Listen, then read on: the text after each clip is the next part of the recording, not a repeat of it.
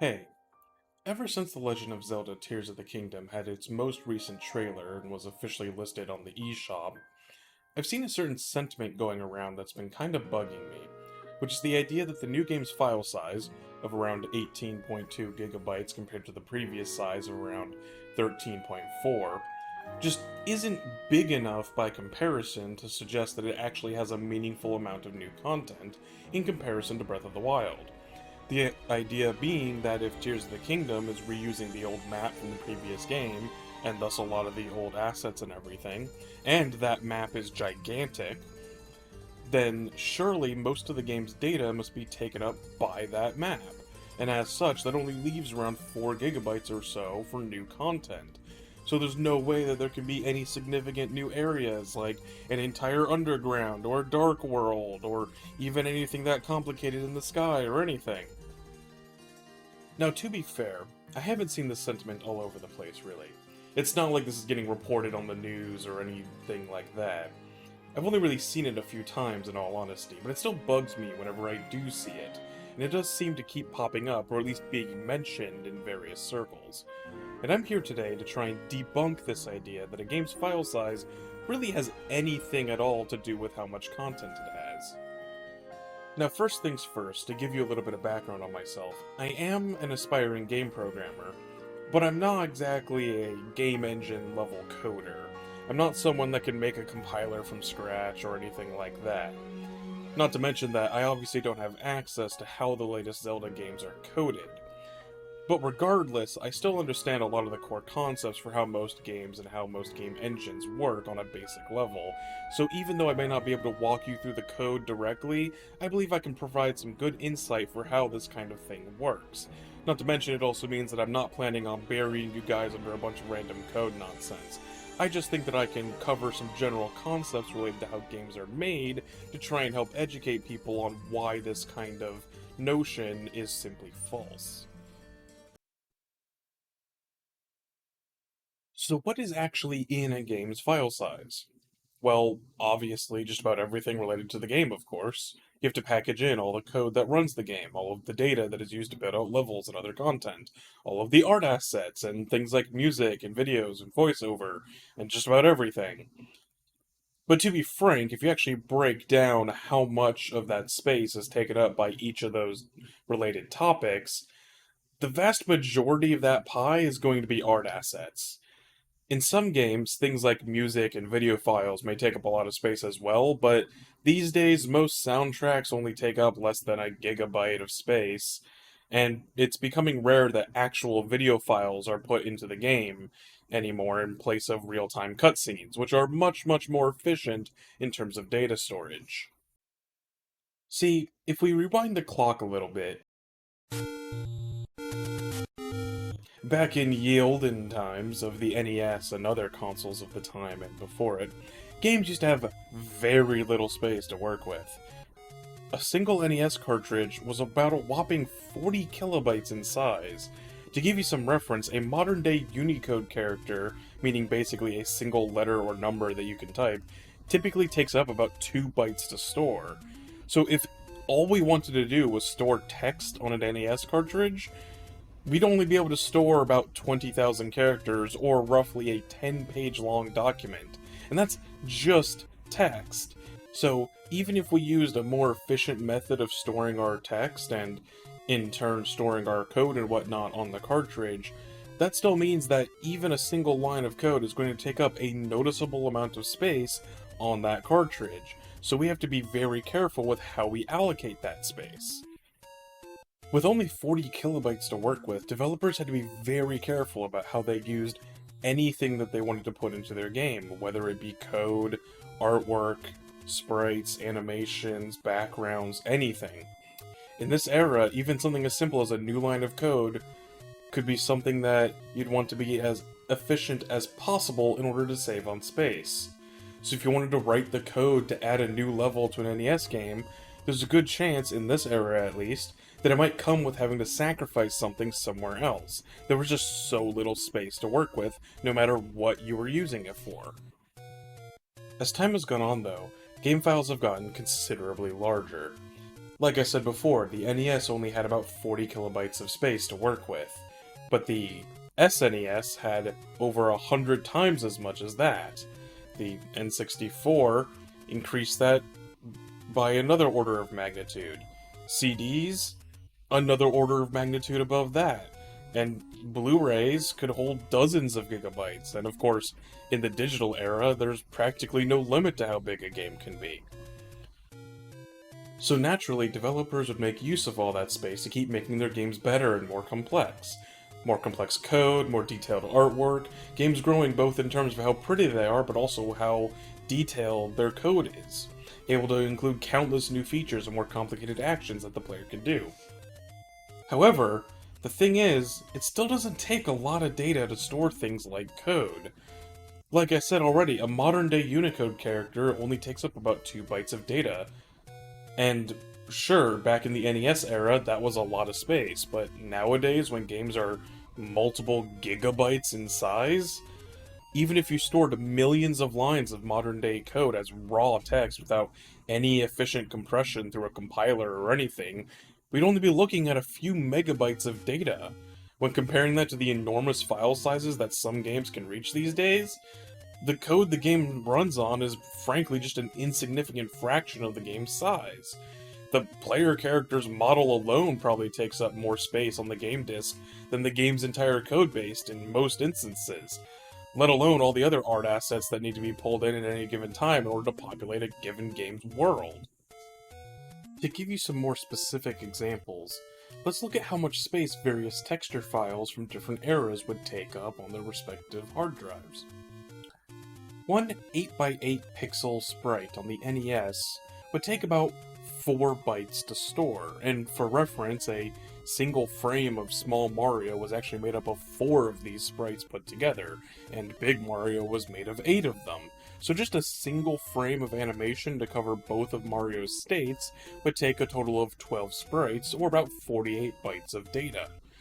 Of course, the main reason that these sprites took up so little data was not just how small they were, but also how few colors they could use at one time, as each sprite could only store about 3 different unique colors from a limited palette.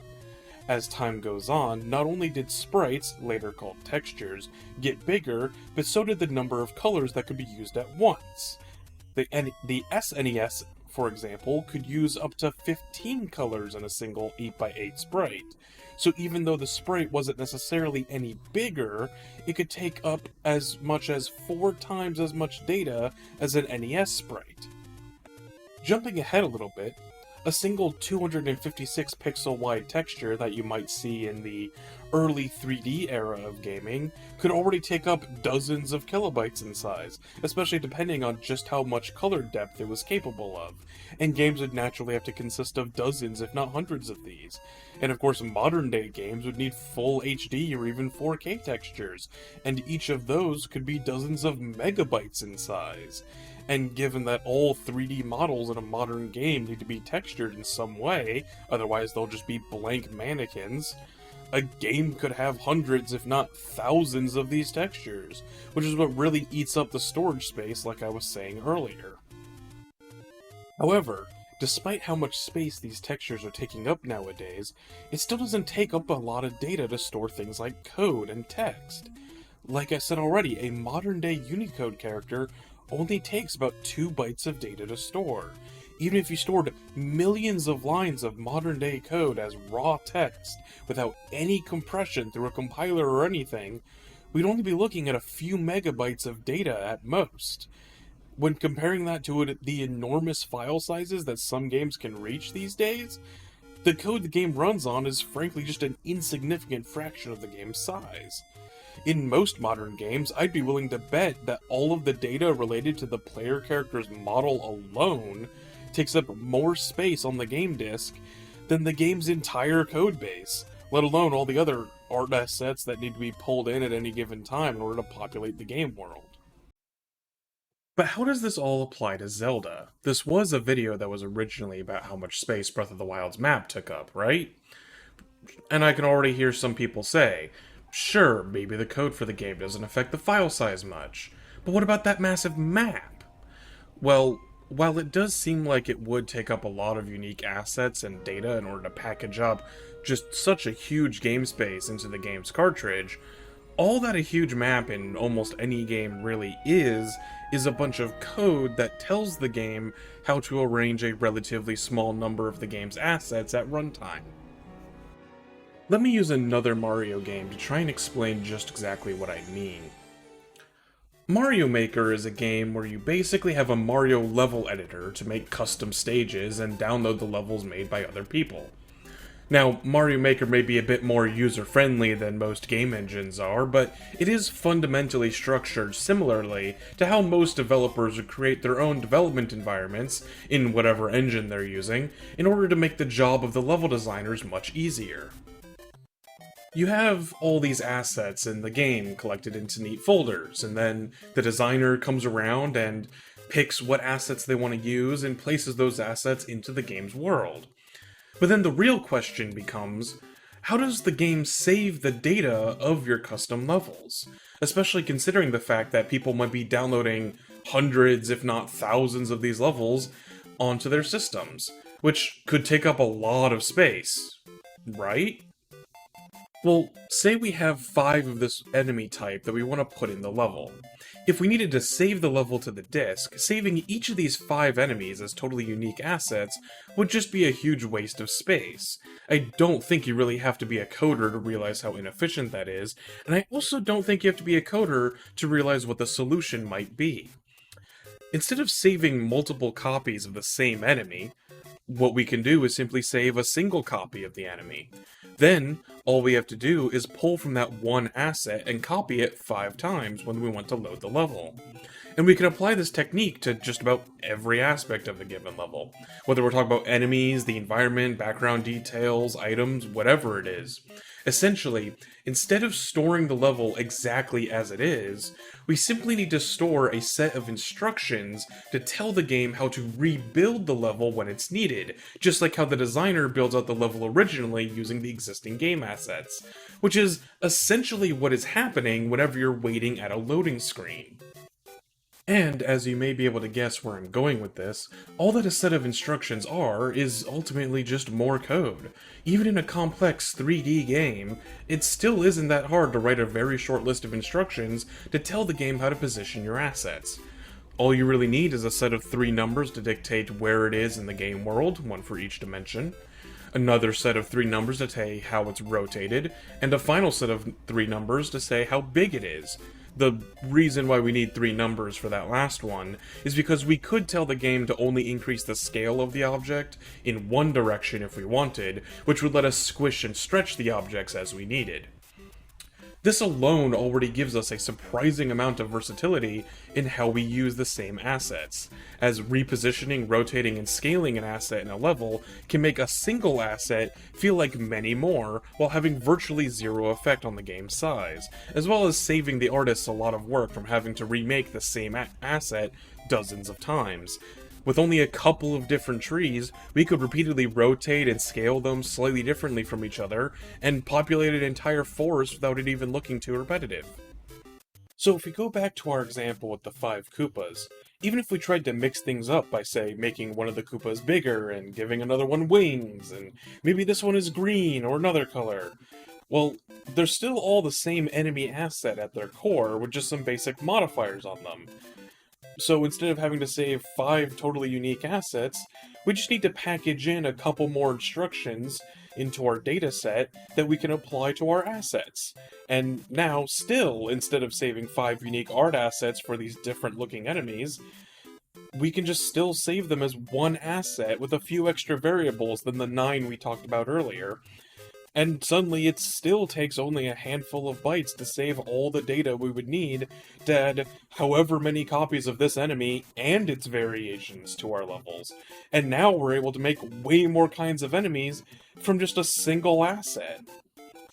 So to use some real numbers again, thanks to the fact that we're only saving a handful of numbers and flags to describe every block and every enemy and everything, all the data we really need to play an entire Mario Maker level actually condenses down to only 50 kilobytes in size.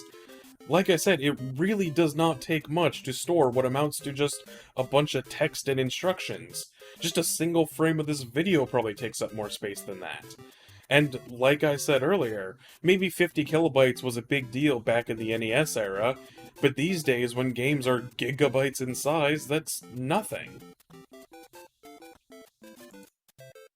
Now, of course, Mario Maker itself does not collapse down to only 50 kilobytes. And the main reason we're able to condense down the level data so much is because all of the game's actual art assets and enemies and everything are stored in the game's base files, which is around 2.8 gigabytes in size. But once you have all those core assets in place, you can functionally add as many levels as you're willing to design, and you'll barely make any further impact on the game's file size. So, for example, you could store thousands and thousands of levels on your local hard drive, and they'll barely take up any space at all. At 50 kilobytes per level, just to bring the total amount of space that Mario Maker takes up on your hard drive from 2.8 to a nice round 3 gigabytes, you'd have to download and save over 4,000 individual levels. If you actually filled up an entire other gigabyte with nothing but Mario Maker level data, you'd probably have more levels than you could reasonably play in an entire month of non-stop gaming. Meanwhile, if we looked at another 2D platformer, like say the Ori games, which are great games in their own right, those games can have a download size of over 10 gigabytes. But is that because that game has the equivalent of let's see here, if I carry the 140,000 Mario levels worth of content? I don't think those games are quite that long. And it's because Ori has a much more complex and detailed art style. So, like I've been saying from the start, that's really what takes up all of that extra space. So hopefully by now, I think I should have fairly entirely debunked the notion that the actual amount of content in a game really has anything to do with the download size. These principles that I'm talking about can be applied to almost any game, and they usually are. It's very rare that you'd find a game not using these techniques to save on data, and Zelda is no exception. So yeah, to finally get back to talking about Zelda again, let's think about these games and apply what I've been talking about to what we can observe. For instance, think about all those shrine puzzles in Breath of the Wild, but with what we've talked about fresh in your mind. There's a reason why all of those puzzle rooms all look so similar. It's because they were all pulling from the same pool of basic assets that they had designed to be used specifically for those shrine puzzles. It may have sacrificed some visual diversity, and that can be a downside to overusing the same pool of assets like this. But it does mean that even though there were 120 unique shrine puzzles in that game, the grand total amount of space that they took up on the disc was barely any more than it would have taken to save just a single one of those shrine's assets. And if they wanted to, they could have included over 1,000 of those shrines spread all throughout Hyrule, and just like the Mario Maker levels, it would have barely affected the game's download size, even though it would have had over 10 times as many shrines. And now we can take a look at Tears of the Kingdom as well. Let's take a look at the various sky islands we can see. Notice anything familiar? All those trees, the water, the grass, and so on? While I'm sure there are plenty of new assets like the temples or the ruins and other various new enemies and whatnot that populate these islands, the vast majority of the main body of these islands all consist of the same kinds of assets that you'd expect to see in the overworld, which means that the vast majority of these islands probably won't take up very much space on the game's disc.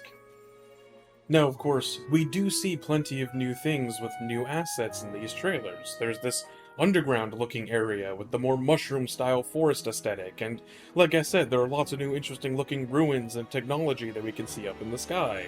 And it's entirely likely that the 4 gigs of data being added onto the install size is comprised of all of those new assets being added to the game.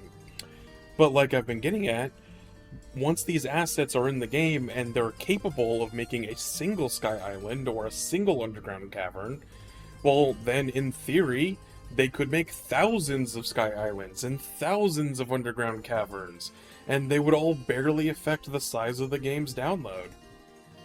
So yeah, am I saying that there will for sure actually be thousands of islands and other new areas to explore and whatnot?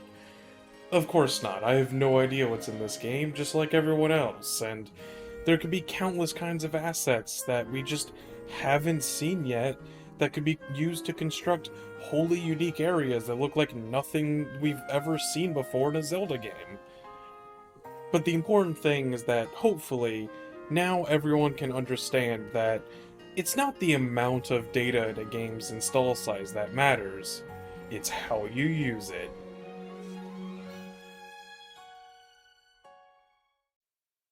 Thanks for watching, everybody. Feel free to leave a comment to let me know what you thought of the video, and if I got any of the specific numbers wrong, I'm sure that people will correct me down there. If you like the video, feel free to like it, and of course, if you want to see more videos like this from me, feel free to subscribe, and let me know what else you might want me to talk about in the future. Until next time, see you then.